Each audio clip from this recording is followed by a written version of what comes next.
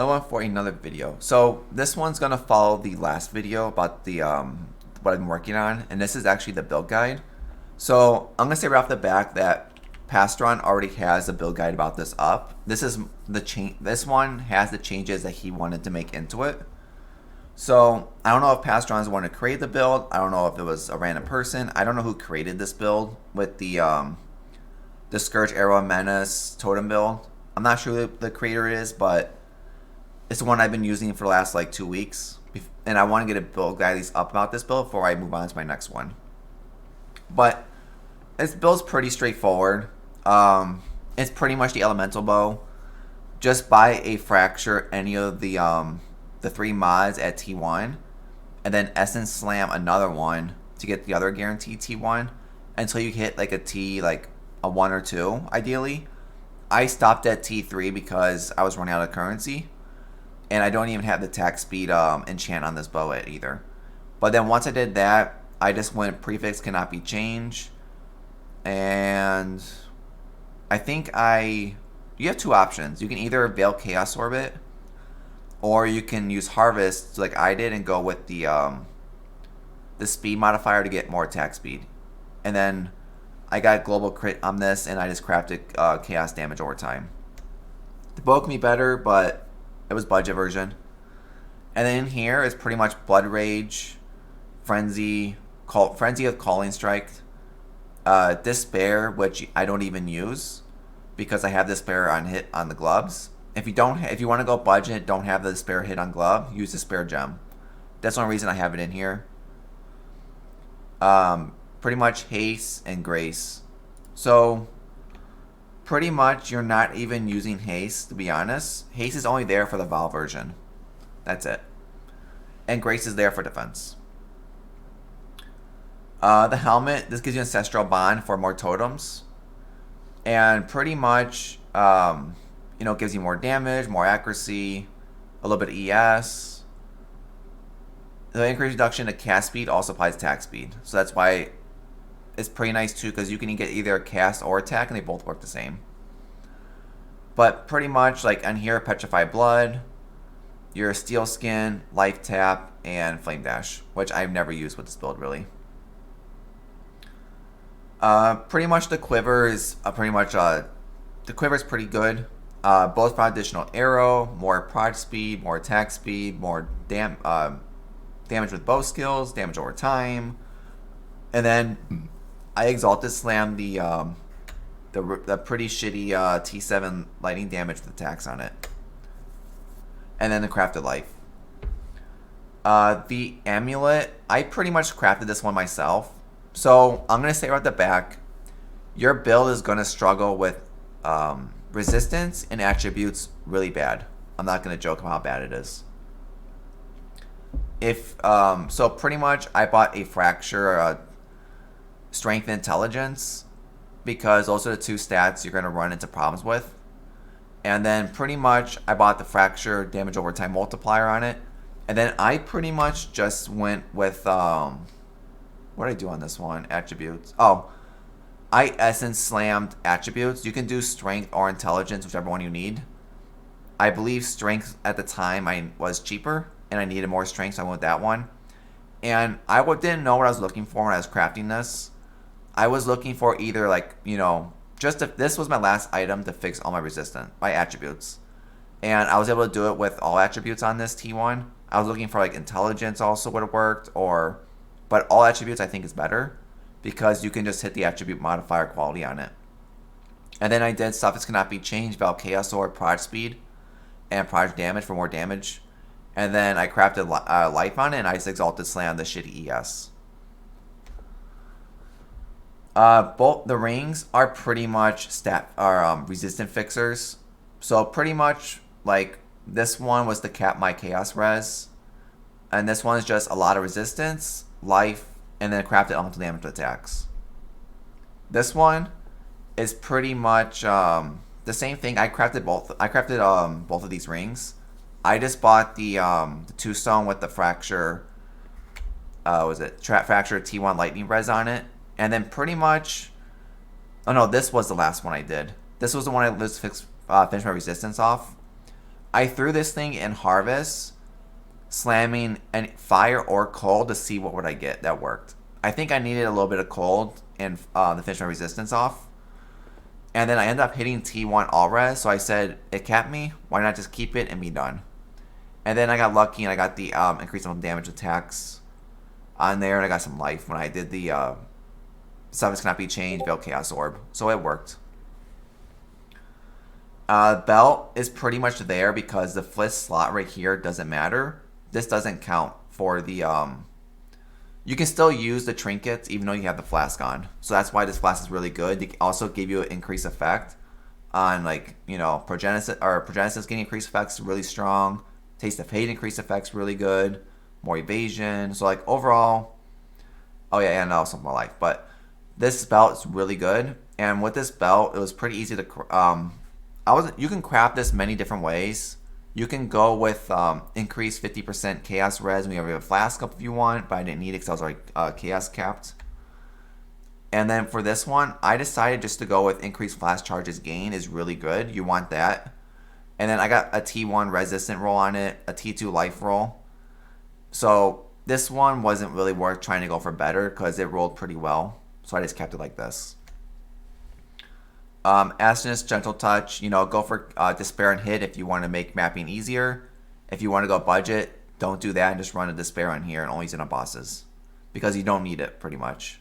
Because it already gives you temporal change. But if you run the second curse, make sure you get Whispers of Doom on your amulet. Boots, this is pretty much to cap your spell suppression. And then, you know, movement speed, life, resistance is the most important thing. The Covenant chest, you know, go for max damage if you want to go for an upgraded version. I went with life also because it wasn't that much of a different price to out life on it. But pretty much, oh yeah, don't run any gems in your gloves and boots.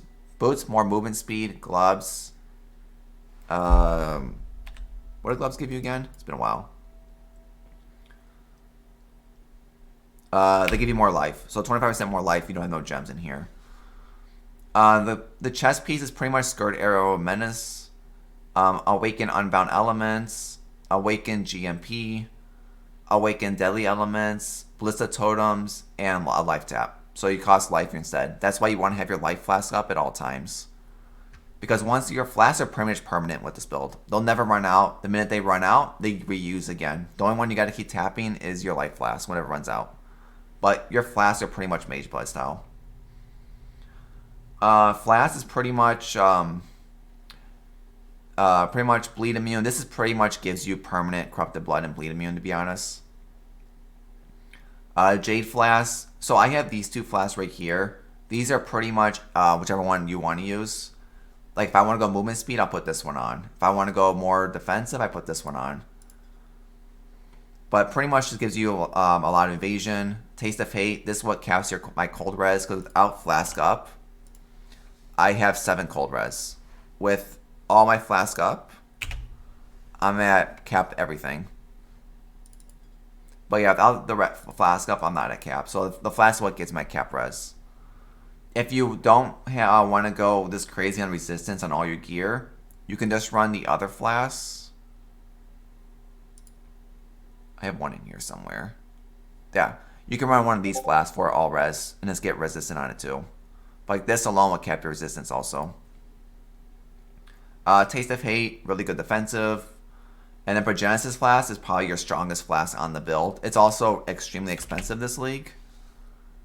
Okay, that's actually way more than what it used to be. I bought this flask for 30 divines.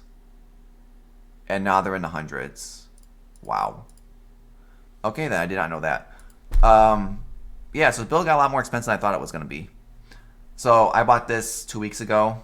And I pretty much divined it until I hit an increased duration. That's pretty much all I did with the flask. And then this one right here is pretty much gives you all your damage poisons. So pretty much poison on here, and then pretty much gives you a chance to Gasping Vines, which is really nice. The tree is pretty much... okay, let me turn Discord off. Otherwise it's going off like this. Quit Discord. Okay, so pretty much I don't have the 4th one. I cannot find the the trio boss, I've been looking for 2 weeks and I have not seen it a single time. So Orgy and Magi, this was probably your number 1 to take. Then you go for Coated Blade to give your trinkets applied to your weapon. And then you go for the additional trinket. And then if you find the 4th one, you go for this one because then it'll show you where all the rares and uniques are. This is really good with Legion. But the tree is pretty straightforward. You know, Pathfinder, you got your Poison, you got Wither, you got Charges, and you got more charge. And this is probably the strongest one. This one right here is pretty much what makes your life flask pretty much never run out. It just pretty much it makes it so that even though your life flask is at full, it'll still keep going until the actual duration runs out. So it's really good. Skill tree, Thread of Hope with a large to get like the node down here. You got the one node here. You can cut the point off there because I map cap spell suppression. I cut this one out, and then a point up here and point here. And then pretty much the tree's very basic. I'll link the tree in the description below. But these 2 points right here for the chance to poison is just to cap your poison chance because I don't have the chance to poison on the bow. If you have the chance to poison on the bow, drop these 2 points. Your totem, poison, damage over time, accuracy, really important. Spell suppression, poison, bow, spell suppression, chance, plus a life, poison, life. Like that's all the tree is. Life here, onslaught and kill,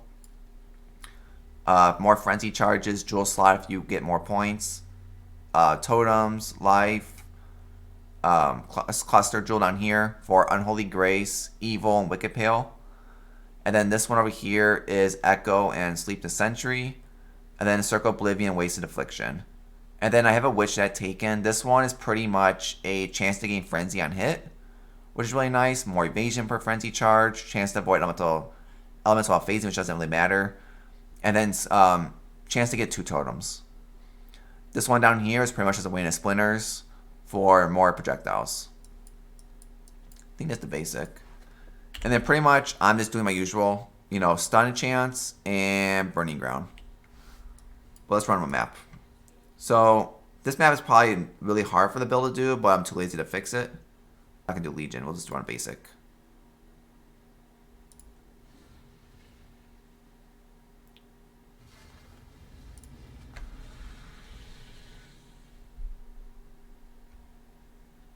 So, oh, it's actually no. Okay, it was Tropical Island. That was Cemetery. So, I have no strategy like I did in the last video. I'm just running wherever with this build. So we have our Flask to have them up permanently. So, like, I know about the triangle strategy that people are using. I just don't feel like doing that one too much. So, I'm just doing whatever. I'm just running around, putting my totems. Still looking for this trio boss that doesn't exist.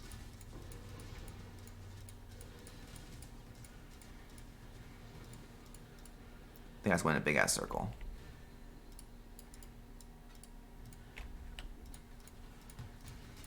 So this is probably the top corner of the map, I'm going to assume. Which means we'll probably start heading down left now. And this works in the triangle position.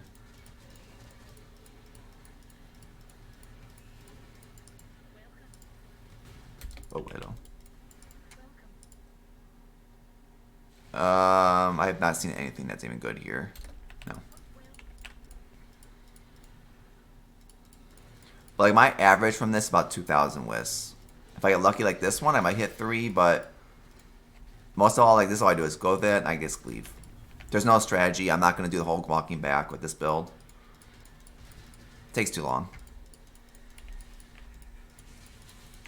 And with these, the only thing I'm looking out for is Meteor, chaos damage over time because it's really annoying. And then the one that you cannot take is the one that that changes your flash charges. If you take that one, it's automatic brick. You pretty much got to leave the map because it's really annoying to do. And like I've been running Cemetery, like I said in the last video. It's the map I want to do. I've been doing for about 80 maps now, 2 weeks, and I had fun doing it. But I want to sort of change up what I've been doing. It's been a long time. I can keep playing this build and make a lot of money, but I want to sell up a Genesis Flask. I'm going to buy the Mage Build, which I wasn't planning on doing, and then I'm going to go start doing bossing.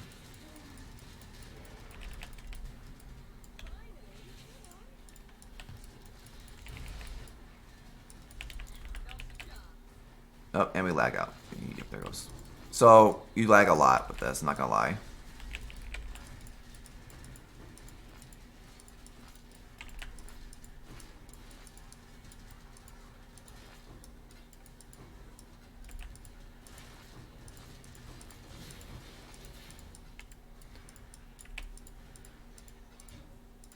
Move real fast.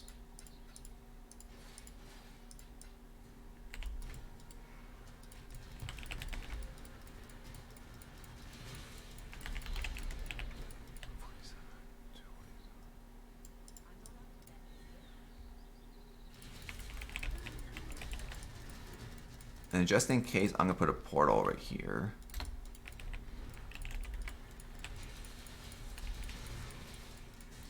But like, yeah, the build. Oh, stick your orb. That's the second one I've seen all league. Like this one right here is really annoying, so we're gonna do that one. But yeah, like the build's very good. Build has a lot of damage. The build does very well. It would have been nice to try the build with the all four of the new Ascendancy points. Like this one right here. Increase flash charges use and duration reduce. Don't take that one. That one makes the build really annoying because your build relies on your flask. Progenesis Flask is what keeps you alive 90% of the time.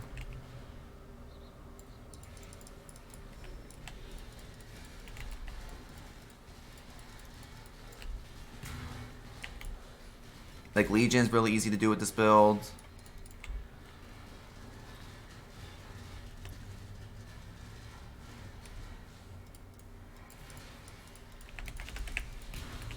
Like if your build can handle Legions better, you just remove the longer duration of stasis. Mine's on there because this build takes a little bit of time to kill things. Like we couldn't kill the boss in time.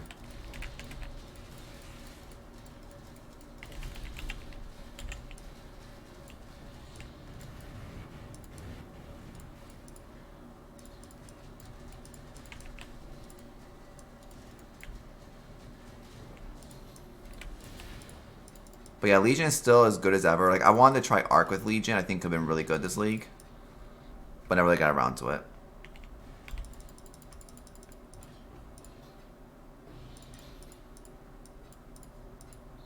But like if I want to upgrade the build more, you know, find the trio boss, kill them, get a better bow with a chance to poison on it, get the jewels, the open jewel I have.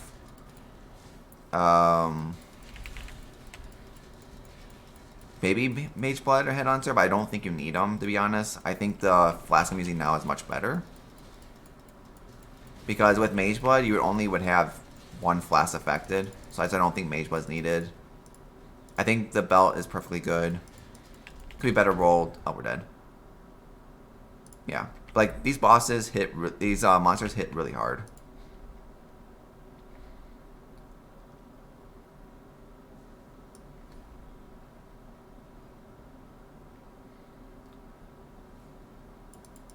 But yeah, I feel like this map also was really, was a random corrupted map I found.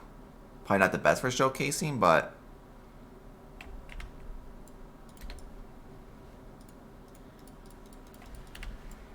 Speed this up a little bit.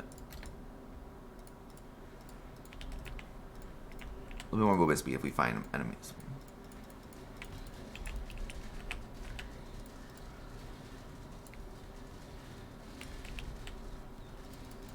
But yeah, your build shoots out so many arrows. That's where damage comes from. But yeah, like, so like that's the map showcase. The build works. Is the build perfect? No, but I had fun with it. The build was pretty cheap to get going. Obviously now the prices are much worse, but like especially because of this is probably the most expensive item on the build now. Would I recommend this Flask? Yes, 100%. Can you play without the Flask? Yes. Just look at Palsteron's video. I'll link his video in the description below, but he played the build out the Progenesis Flask and it worked. Progenesis Flask is just a safer out to go with if you want to play a little bit more dangerous. But that's pretty much the end of the video. I think that's everything covered. If I missed anything, put in the description below. I'll try to answer it, but I think I got caught everything. But I'm ready to sell the build off now, and I'm ready to finally move on to a bossing build. Maybe try some invitation farming, bossing, a little bit of that before I start magic finding. But hope you enjoyed the video. Hope to see everyone on the next one. Bye, everyone.